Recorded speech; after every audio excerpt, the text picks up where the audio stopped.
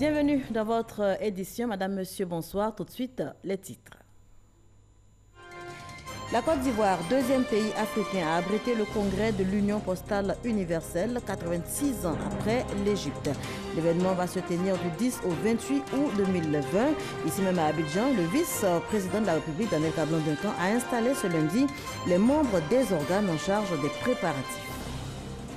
Situation de l'école en Côte d'Ivoire, le dialogue continue avec les syndicats.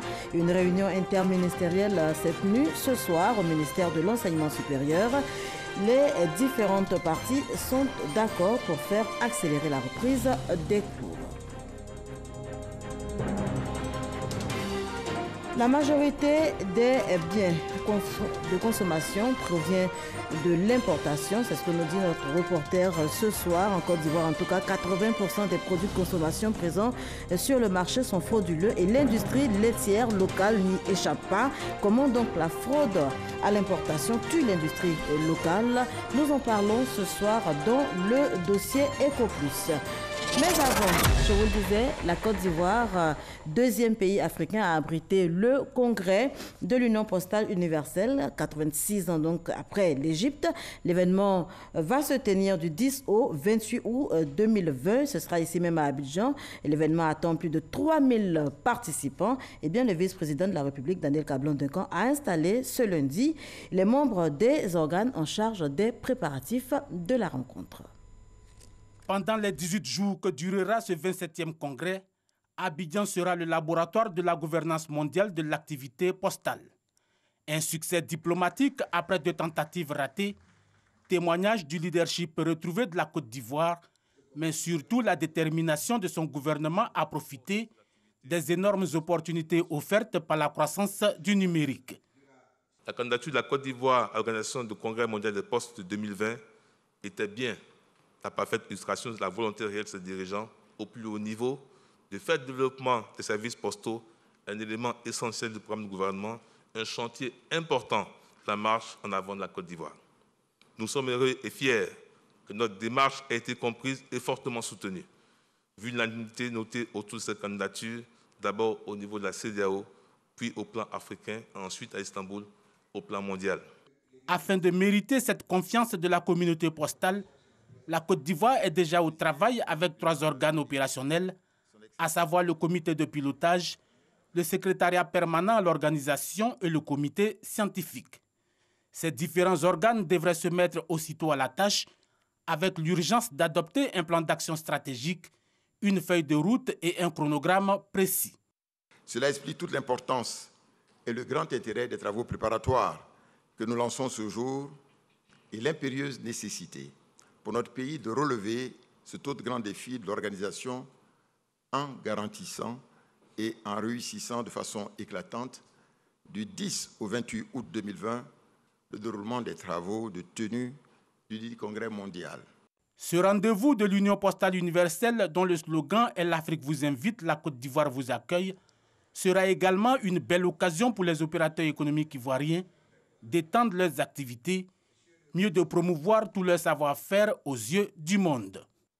Cet événement permettra à la Côte d'Ivoire, d'une part, de regagner définitivement sa notoriété au sein de la communauté postale universelle et d'améliorer son image au plan international, et d'autre part, d'engranger des retombées positives tant au plan économique, culturel et touristique.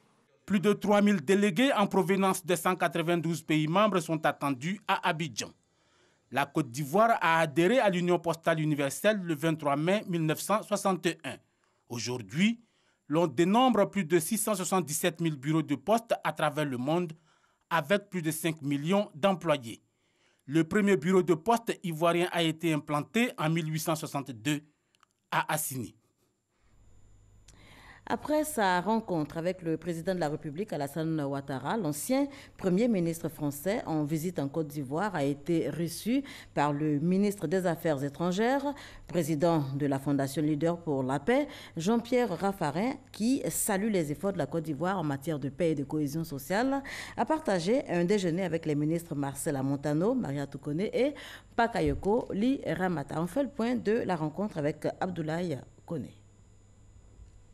Désormais à la tête de la Fondation Leader pour la paix, Jean-Pierre Raffarin est venu s'inspirer du modèle ivoirien. Selon l'ancien Premier ministre français, la Côte d'Ivoire est un pays qui a montré ses capacités à faire de la paix une condition du développement. Nous sommes arrivés à la conclusion que la paix, c'est un travail. Le président Houphouët-Boigny disait que c'est un comportement qui incarne un travail. La paix ne tombe pas du ciel. Il faut travailler, il faut s'y préparer, il faut connaître l'autre. C'est un effort de culture, c'est un effort de langue, c'est un effort de civilisation, c'est un effort d'attention de chaque instant. La paix n'est pas quelque chose qui est de l'ordre du miraculeux. La paix, cela se construit. La violence et la guerre sont deux sœurs jumelles. Elles n'ont pas forcément la même taille, mais elles ont le même caractère. Elles veulent la déconstruction de l'autre.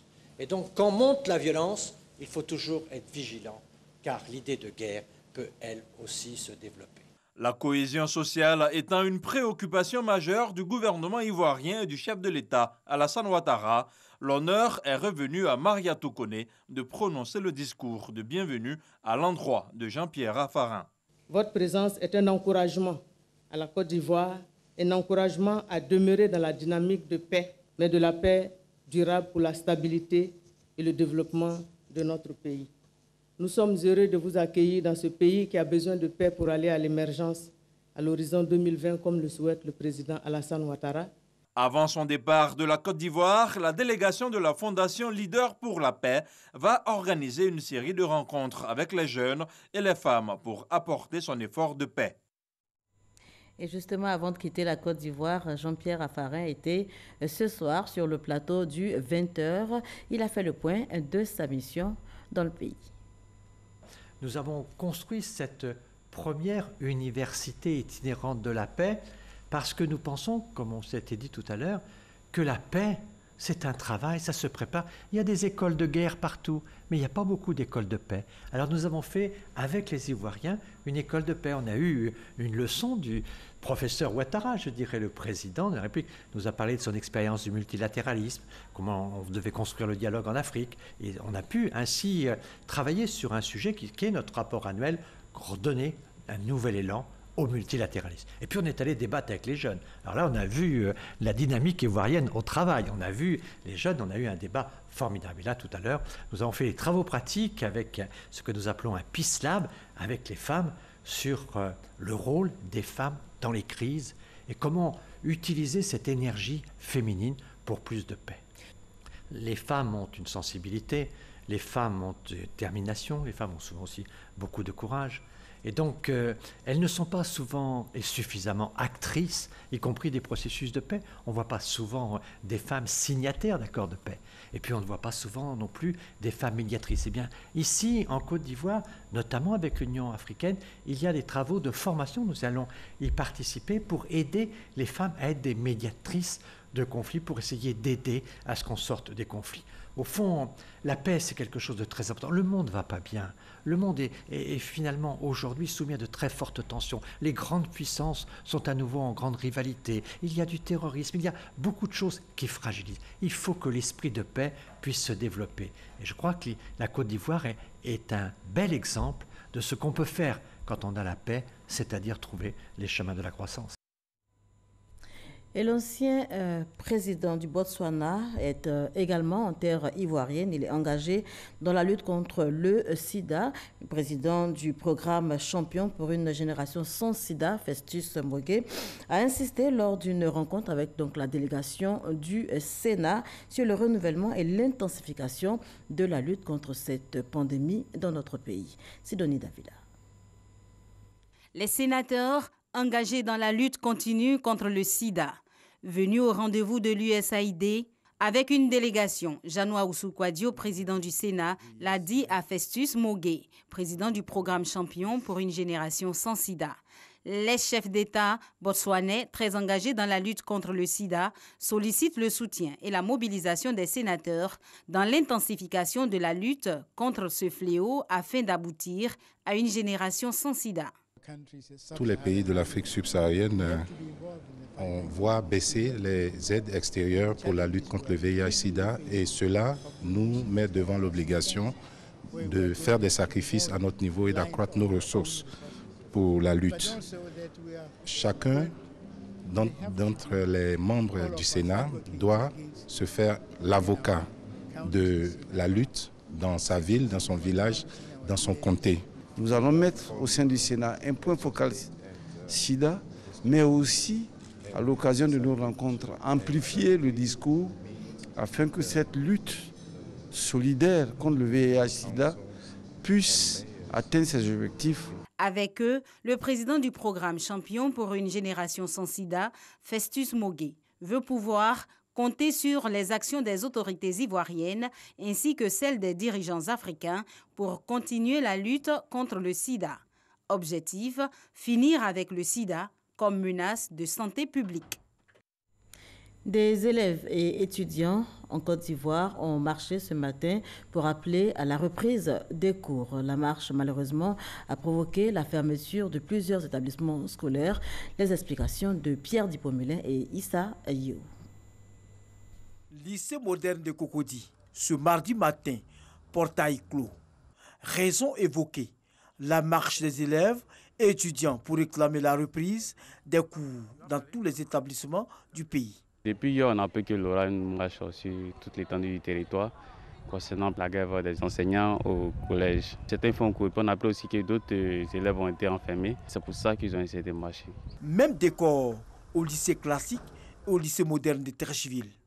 Les forces de l'ordre ont été déployées pour contenir cette manifestation. Dans certains établissements, des individus ont tenté de déloger les élèves des classes. Pourquoi ils vont venir nous déloger? Parce que ça ne nous arrange pas. Nous ne voulons pas faire année blanche. Ils n'ont qu'à arrêter ça. L'année scolaire 2018-2019 connaît des perturbations causées par la longue grève des enseignants. Le gouvernement a obtenu récemment une accalmie avec des syndicats afin de discuter et apporter des réponses à leurs préoccupations. Situation de l'école en Côte d'Ivoire, vous le verrez sur ces images, le dialogue continue avec les syndicats. Une réunion interministérielle s'est tenue ce soir au ministère de l'Enseignement supérieur. Les différentes parties sont tombées d'accord pour faire donc accélérer la reprise des cours. À ce sujet, je vous propose donc d'écouter le ministre Mabry Touakeus et le représentant de l'intersyndicale primaire et préscolaire de Côte d'Ivoire. Nous voudrons vraiment saluer tous les ministres impliqués dans ce débat pour que définitivement des solutions idoines soient proposées et que l'école ivoirienne retrouve sa tranquillité. Je voudrais, au nom de tous les syndicalistes qui ont été invités, faire confiance au gouvernement et trouver une oreille attentive pour que, ensemble, ce débat-là puisse être l'un des derniers débats de cette année sur l'école. Nous avons rencontré donc tous les syndicats. Je voudrais, au nom du gouvernement, leur dire merci d'être venus. Tous ont répondu à notre appel. Nous avons eu des échanges en vue de la reprise des cours sur l'ensemble du territoire national. Les uns et les autres ont fait part de leurs préoccupations, mais ont pris acte de la volonté du gouvernement de ne pas rompre le dialogue avec eux. Le Premier ministre mettra un cadre approprié de poursuite des discussions, mais je suis heureux de savoir que certainement l'école pourra reprendre sur l'ensemble du territoire national si les engagements pris par les uns et les autres ici sont respectés. Et le gouvernement continue de s'employer à réunir les meilleures conditions possibles pour l'école ivoirienne.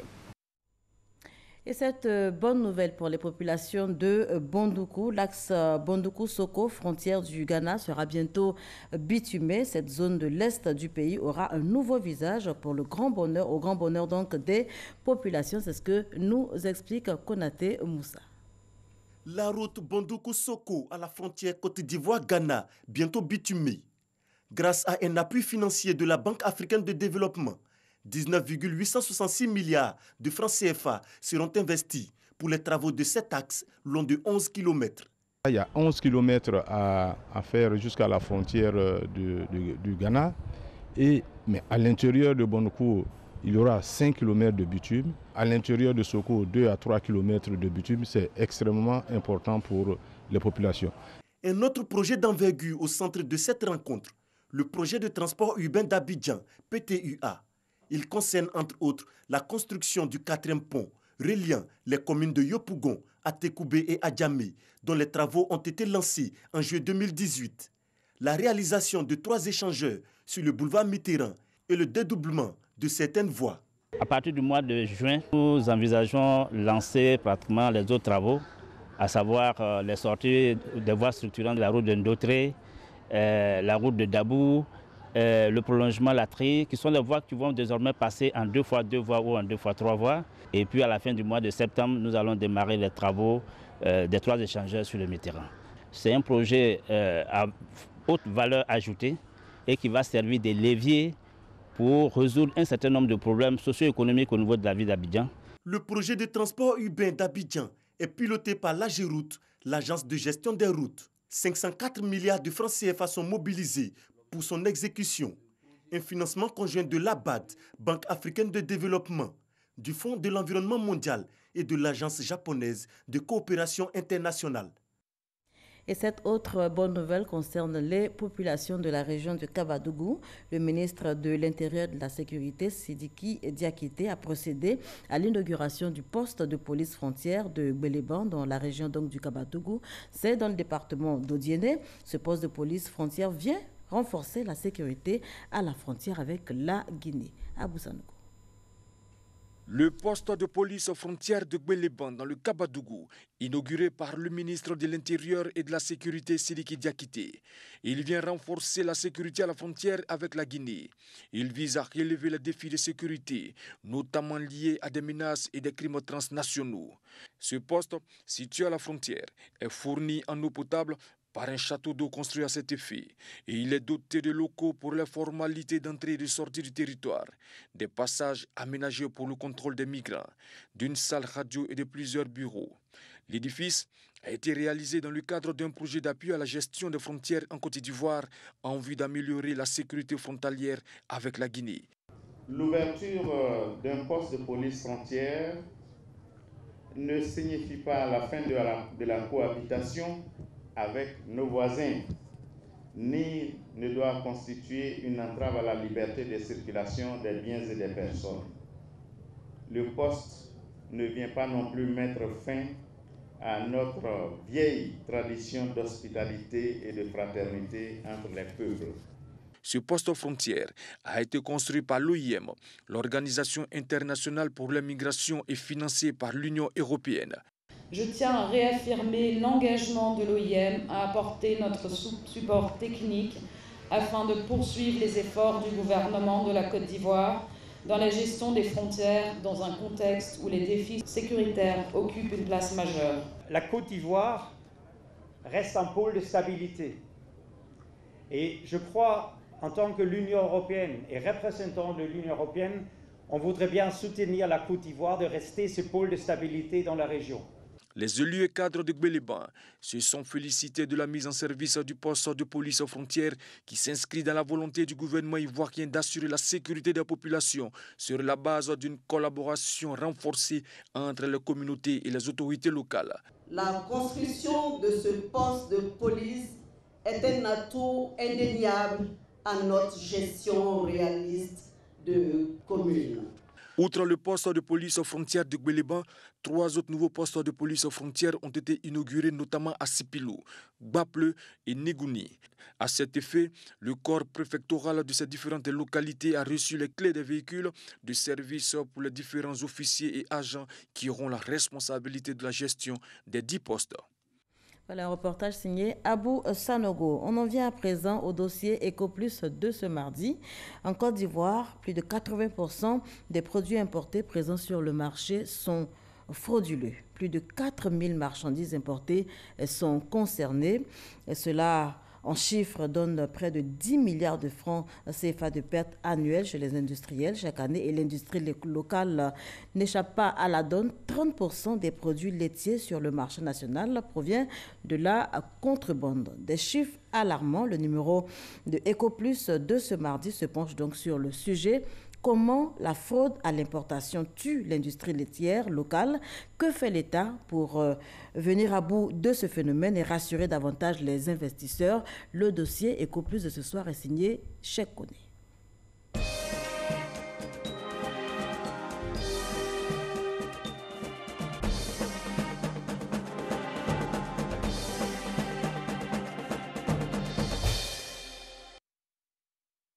Vêtements, cigarettes, cosmétiques, médicaments, intrants agricoles et produits laitiers, ces marchandises de grande consommation, souvent contrefaites, sont susceptibles d'emprunter des circuits parallèles lors de l'importation avant d'atterrir sur les étals dans les marchés. Selon le Comité national de lutte contre la fraude et la contrefaçon, 80% des produits sur le marché ivoirien est contrefait et frauduleux. Sur 4 000 milliards de francs CFA de produits frauduleusement importés, plus de 1150 milliards de valeur de marchandises concernent directement des produits alimentaires, dont des produits laitiers. Une situation qui frappe de plein fouet l'industrie laitière locale. Ce matin, réunion de crise chez l'un des industriels du marché. Sa catégorie de lait concentré sucré est menacée par des produits de contrebande. Nos ventes sont en chute libre suite à l'importation de lait concentré sucré importé frauduleusement via les frontières terrestres et le nord du pays. Depuis 3 ans, l'ensemble des 3 industriels du secteur boit du noir. Leur chiffre d'affaires se réduit comme peau de chagrin. Un industriel sur 3 a perdu au moins 30% de son chiffre d'affaires. Les pertes annuelles s'évaluent à plus de 10 milliards de francs CFA chaque année pour l'ensemble des industriels. Malgré la multitude d'actions, le phénomène de la contrebande prend de l'ampleur et représente à ce jour 30% du marché du lait en Côte d'Ivoire. Des produits bon marché, sans contrôle préalable, servis dans les tasses des consommateurs. Nous sommes à Yopougon, nouveau quartier. Didier est kiosquier, communément appelé Aboki. Il exerce cette activité depuis une 40aine d'années. Son kiosque ne désemplit jamais. La raison, il propose à sa clientèle des tasses de café au lait en deçà du prix du marché. La grande tasse au lait à 200 francs CFA, 50 francs de moins que le prix sur le marché. De quoi fidéliser sa clientèle, mais pour s'approvisionner, Didier a recours au marché noir. Nous, ça ne nous plaît pas. Ce n'est pas parce que ça nous plaît, mais c'est le prix qui peut nous arranger un peu pour qu'on puisse gagner un peu en tant qu'on est commerçant. Sur le marché, le prix d'achat d'un carton frauduleux de lait concentré sucré se marchande entre 17 000 et 19 500 francs CFA. Le carton légal, quant à lui, varie entre 20 800 et 21 500 francs CFA. Pour toi, ça fait combien? Tu as mangé quoi? Aujourd'hui, 70% des 400 aboki que compte le district d'Abidjan utilisent du lait de contrebande en provenance des pays limitrophes et asiatiques. Du lait dont la qualité laisse à désirer. Je me suis une fois pris du goût du lait et après renseignement, je me suis rendu compte que le lait était importé et je l'ai interpellé. Face à la recrudescence du phénomène, le ministère du Commerce, à travers sa direction de la répression des fraudes, est constamment sollicité. Aujourd'hui, les équipes d'inspecteurs s'organisent pour une descente sur les marchés. Nous venons d'être saisis d'une information faisant état de la présence de produits laitiers de contrebande sur le marché. Donc la mission va consister à aller vérifier ces informations. Pour cette mission, cap sur la commune de Koumassi, cette direction du ministère du Commerce a en charge la surveillance du marché aux côtés d'autres structures comme la douane, la police économique et le comité de lutte contre la contrefaçon. La faible dotation budgétaire de cette direction réduit sa capacité de mobilité, un handicap qui ne freine pourtant pas l'ardeur de ces faits limiers de la contrebande. En 2018, plus de 245 millions de marchandises de contrebande ont été saisies. Nous ne faisons pas les trafiquants là-haut. Vous ne faites pas les trafiquants. Il faut nous montrer le lait que tu as. Si ce commerçant semble être en règle, ce n'est pas le cas de celui-ci. Vous êtes en train de me dire que la dame a acheté le sac, maintenant vous attachez ça au détail pour elle. Mais ça c'est interdit. La manipulation du lait est très dangereuse, c'est une pratique à ne pas faire. On va saisir ce lait-là.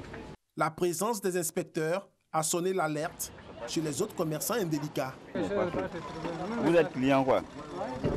Nous, mais c'est lui, on a... Il ne va pas vendre aujourd'hui, je vais revenir. On nous a vu certainement l'autre côté, donc il a eu le temps de se cacher. C'est comme ça qu'ils font. La commercialisation de tout type de produits laitiers n'est pas interdite, mais son importation reste soumise à des règles rigides. En Côte d'Ivoire, plus d'une soixantaine d'importateurs bénéficient d'agréments d'importation. Mais le problème ici, les fausses déclarations sont monnaie courante. Avec des fausses déclarations, un importateur peut prétendre importer autre chose. Parce que s'il déclare que c'est du lait, on va lui demander son autorisation du comité.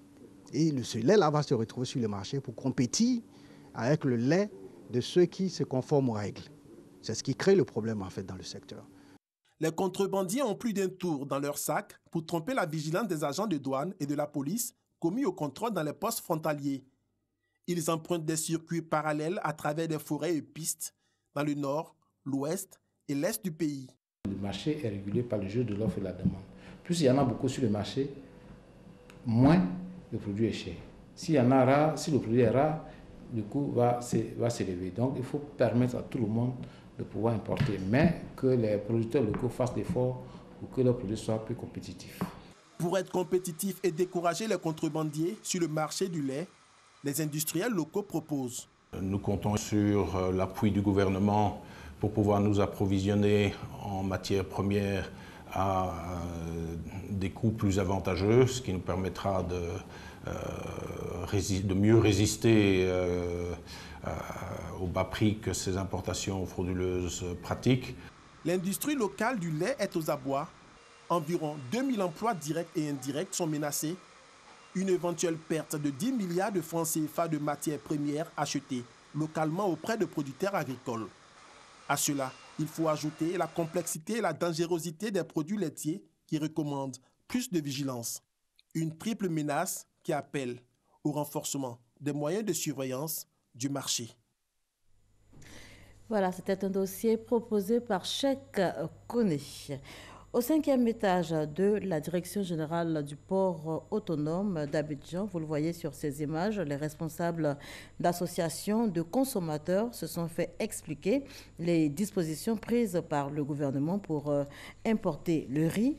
À l'origine de cette rencontre qu'ils ont eue avec le directeur général du port autonome, les directeurs généraux du commerce intérieur et extérieur, une rumeur faisant état de la vente sur le marché de 18 000 tonnes de riz avarié en provenance de la Birmanie via les ports de la Guinée et du Togo.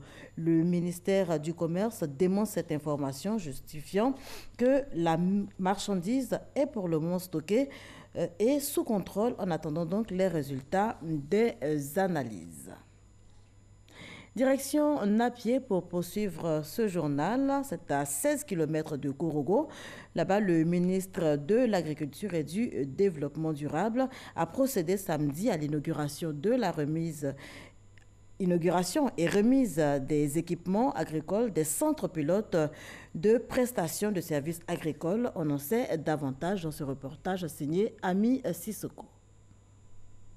30 tracteurs, 30 charrues, 3 remorques et du matériel de culture attelé sont entre autres des équipements agricoles remis à la filière cotonnière de Napié. La remise officielle de ces engins marque également le lancement des activités des centres de prestation de services agricoles à Napié, Bountiali et Mankono. Nous voici devant un matériel qui va nous aider. Il y a un objectif qui a été recherché, ça c'est de produire beaucoup de coton. J'en ai confiance à mes paysans et je suis sûr qu'on est déjà dans le chemin du développement. Avec ces machines, on pourra facilement faire donc les labours et s'assurer rapidement qu'on pourra s'aimer le coton à des décades, à la bonne décade et surtout qu'on pourra aussi avoir des bons semis. C'est un projet pour réduire la pénibilité du travail dans les champs et permettre aux agriculteurs de s'adapter au changement climatique, a indiqué le ministre de l'Agriculture et du Développement rural, Mamadou Sangafoua Koulibaly. Vous, les cotonculteurs de Côte d'Ivoire, vous êtes capables de hisser notre pays à la tête de l'Afrique au niveau de la culture du coton.